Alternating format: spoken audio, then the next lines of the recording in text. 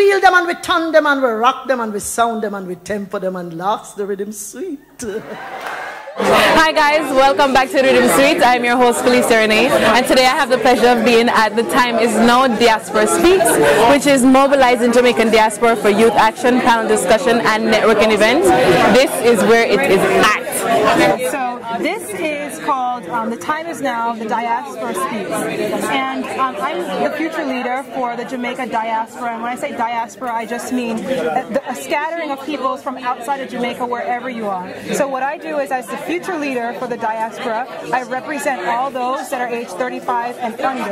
And I was elected in this position back in November by the actual diaspora members. So everybody is a member as long as you're affiliated with Jamaica in some way. So even if you've never heard of the event, been to the event, I mean, you are a part of it. Yes, you're a part of it. You're Jamaican. Exactly. As long as you love Jamaica, you're a part of it. The name future leader sounds kind of misleading.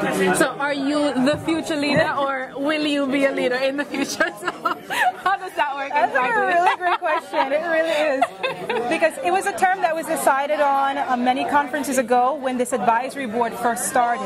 And you know, the term future leader is a little bit misleading because a lot of times when people come into this position, we're already leaders in our own right by the time we come into it. So it is kind of misleading, and we might think of changing the title. But the diaspora also acknowledges that even though there's a formal title of future leader, which is a position, we still consider all young people to be leaders in their own right. So actually sometimes we'll use that term interchangeably.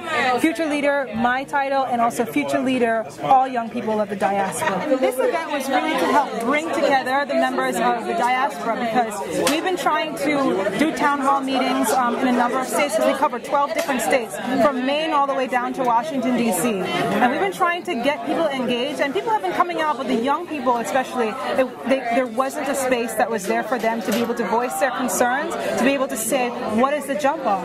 Because a lot of people that I've been talking to as I've been going around were saying, I really want to get involved in Jamaica, or I really want to do more, or I'm experiencing this and nobody knows that I'm going through this. But how do I get involved? Where do I start?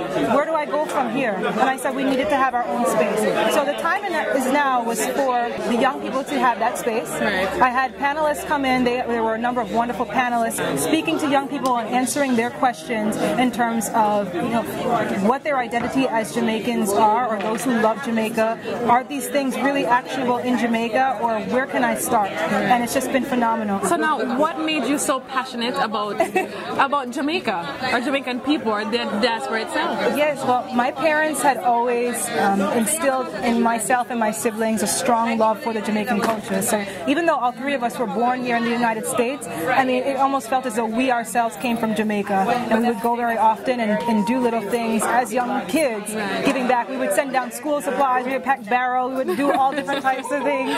You know, and we maintain that connection moving forward. I'm here as a representative for all those that are, you know, young or young at heart, that want to do for Jamaica or want to do for Jamaican youth. So whether it's education, whether it's mentorship, if you want to become a mentor, there are many, many places to start. If you want to contribute to Jamaica in any way, if you want to go to Jamaica, if you want to understand what resources are here for you in the States as a person of Jamaican descent, as a young person, I'm here as a servant for you to help get you that information and get us off the ground. So this event was a lot. It's a lot to one event. That's a whole lot. However, it was accomplished and done so very beautifully. I must add, it was such a wonderful event. It's the first of many to come. It's our inaugural event. So it's more than a second job. Like I said, it's 100% voluntary. But again, it's that same passion that connects all of us. When we do for youth, it's different from when we do for anything else. And that same passion drives me to help those who want to help others. That's wonderful. Thank you so much, Erin.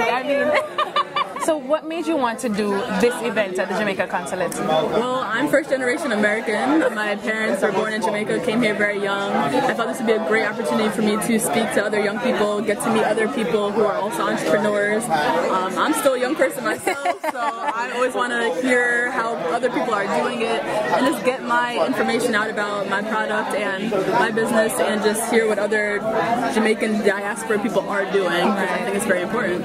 I was actually born and raised in England. My parents are both Jamaican, so I was brought up as a proud Jamaican. I was taught that we were mighty and strong people, and so what I do is I'm representing Jamaica outside of Jamaica. Mainly, I came because I wanted to spread the word about my Autism Awesomeness children's book that I wrote in honor of my daughter's autism discovery. And I'm writing the book to raise funds to give children in Jamaica 6 months to 5 years old free evaluation and free therapy using the same therapist that helped my daughter get the result that she has. Well, I'm a Jamaican, first of all, and I would like to say that I'm always a part of anything to do with Jamaican and help to advance Jamaicans and, Jamaican young people specifically. This is Erin Lue-Hing, the future leader of the Jamaica Diaspora Advisory Board of the Northeast United States and DiRiddimSweet. We'll be right back.